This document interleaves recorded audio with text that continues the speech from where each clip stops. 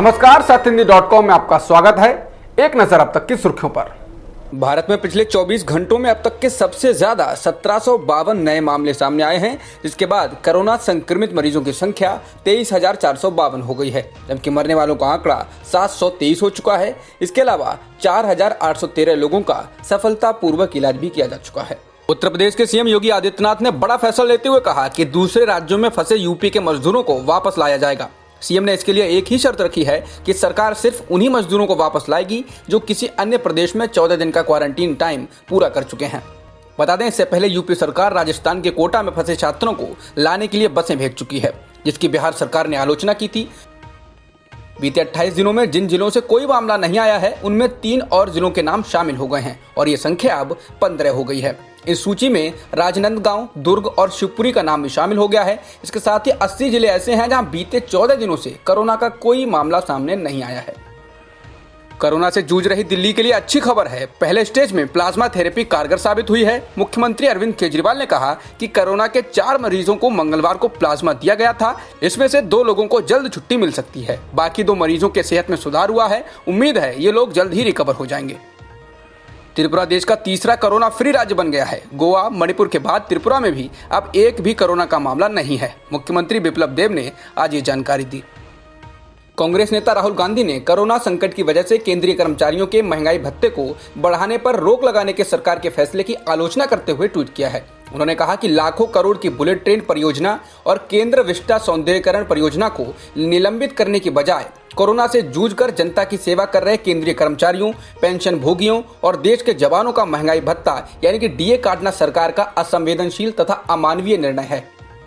Corona virus के संकट को देखते हुए तमिलनाडु के 5 शहरों में रविवार से पूर्ण लॉकडाउन लागू करने की घोषणा की गई है। वायरस की चेन को तोड़ने के लिए सरकार ने यह फैसला किया है। राज्य में वायरस से 1600 से अधिक लोग संक्रमित हो चुके हैं, जबकि 20 लोगों की मौत हो गई है। राज्य के मुख्यमंत्री के पलानीसामी ने रविवार सुबह 6 बजे से चेन्नई, मदुरै, कोयम्बटूर, सलेम और तिरुपर में 3 दिन के पूर्ण लॉकडाउन की घोषणा की है। ये लॉकडाउन बुधवार रात 9 बजे तक लागू रहेगा। पश्चिम बंगाल सरकार और राजभवन के बीच तनातनी एक बार फिर बढ़ गई है। शुक्रवार को राज्यपाल जगदीप धनखड़ ने मुख्यमंत्री ममता बनर्जी पर अल्पसंख्यक समुदाय का खुल्लम-खुल्ला तुष्टीकरण करने का आरोप लगाया। धनखड़ ने कहा कि मुख्यमंत्री कोरोना वायरस से ना निपट पाने की अपनी विफलताओं को छिपाने और लोगों का ध्यान भटकाने के लिए ऐसा कर रही हैं। बता दें, पिछले 24 घंटों में राज्यपाल और मुख्यमंत्री के बीच 3 पत्र भेजे जा चुके हैं। इससे पहले ममता बनर्जी ने राज्यपाल को भेजे अपने पत्र में लिखा था कि वो ये बात याद रखें कि मैं निर्वाचित जनप्रतिनिधि हूं और आप मनोनीत हैं।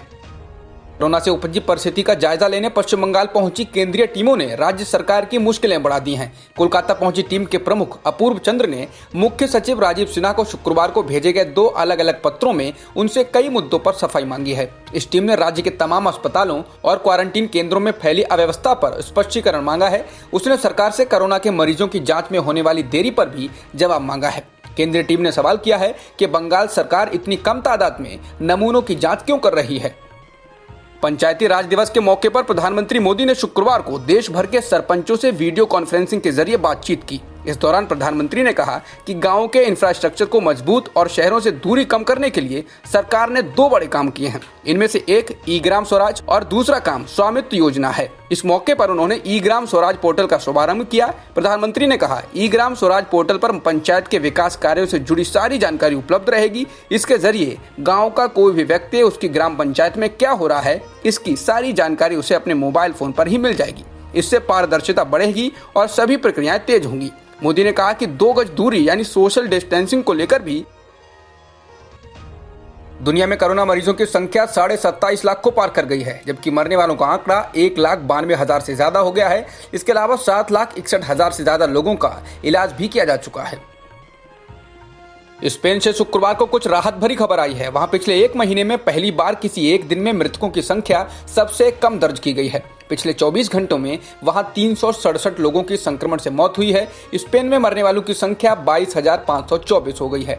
मृतकों की संख्या के हिसाब से अमेरिका और इटली के बाद स्पेन तीसरे नंबर पर आता है। स्पेन में संक्रमित लोगों की संख्या लगभग 2,20,000 है। ब्रिटेन में 2 लोगों को संभावित टीका लगाया गया है। ये पहला मौका है जब यूरोप में इंसानों पर किसी वैक्सीन का टेस्ट किया गया है।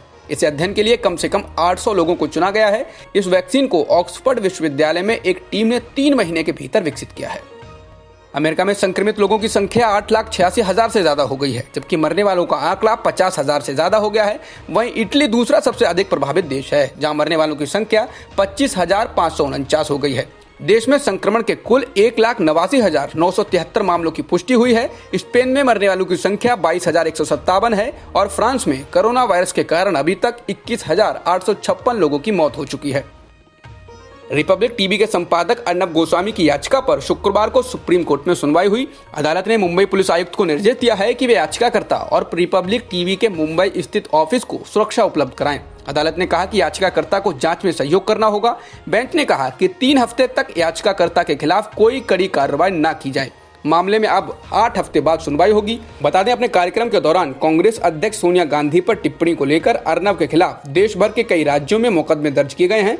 इसी के खिलाफ अर्नब ने याचिका दायर की है।